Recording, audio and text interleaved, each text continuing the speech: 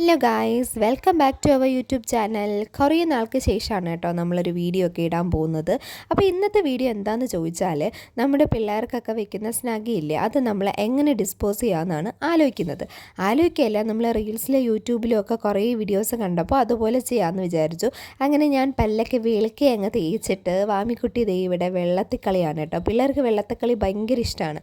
അപ്പോൾ അവൾ തന്നെയായിരുന്നു ബക്കറ്റിൽ വെള്ളമൊക്കെ നിറച്ചത്. ബക്കറ്റിൽ നിങ്ങൾ എത്ര സ്നഗ്ഗി വെച്ചിട്ടുണ്ടോ അതിൻ്റെ ആവശ്യത്തിന് അത്രയും വെള്ളം എടുത്തിട്ട് എല്ലാ സ്നഗ്ഗിയും അതിനകത്തോട്ട് അങ്ങോട്ട് നിറച്ചിടുക.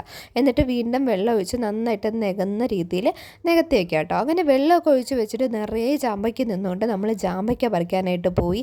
വാമിക്കുട്ടിക്ക് നമുക്ക് എല്ലാവർക്കും ചാമ്പയ്ക്ക ഭയങ്കര ഇഷ്ടമാണ്. അങ്ങനെ ചാമ്പയ്ക്ക പറിച്ചു ഉപ്പിലിടാമെന്നും പറഞ്ഞ് അത് പറിച്ചുകൊണ്ട് പോയി കേട്ടോ. അപ്പോഴത്തേക്കും എൻ്റെ ട്യൂഷൻ കുട്ടി വന്നിട്ടുണ്ടായിരുന്നു. ശ്രേയക്കുട്ടി ഇന്ന് നേരത്തെ വന്നു കേട്ടോ. വന്ന വിഷമത്തിൽ ഇരിക്കുകയാണ്, ഇനി പഠിക്കണമല്ലോ എന്നാലോചിച്ച്.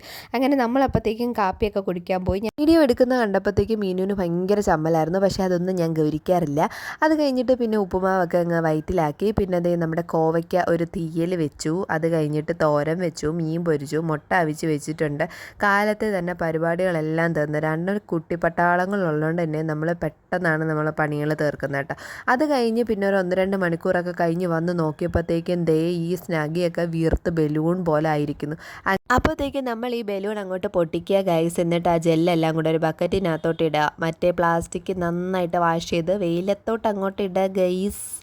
അങ്ങനെ ഈ ജെല്ലെല്ലാം കൂടെ അതിനകത്ത് ഇട്ടിട്ട് പിന്നെ നമ്മുടെ ഈ ജെല്ലിലോട്ട് കല്ലുപ്പുണ്ടല്ലോ, കല്ലുപ്പ് ഇത്തിരി തോനെ ഇടുക. ഇത്തിരി തോനെ ഇട്ടിട്ട് ഒരു വലിയ കമ്പ് വെച്ച് നന്നായിട്ട് അങ്ങോട്ട് ഗിണ്ടം ഇളക്കി കൊടുക്കുക ഗൈസ്. ഇളക്കി കൊടുത്തിട്ട് ഒരു ദിവസം ഫുൾ അത് വെച്ചേക്കുക. പിറ്റേന്ന് രാവിലെ ആയപ്പോഴായിരുന്നു നമ്മൾ വന്ന് നോക്കിയപ്പോഴത്തേക്കും ഭയങ്കരമായിട്ട് വെള്ളം പോലെയൊന്നും ആയി.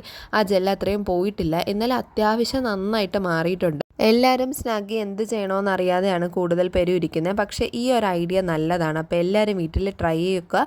വീഡിയോ ഇഷ്ടപ്പെടുകയാണെങ്കിൽ സപ്പോർട്ട് ചെയ്യാൻ മറക്കരുത്. ബൈ.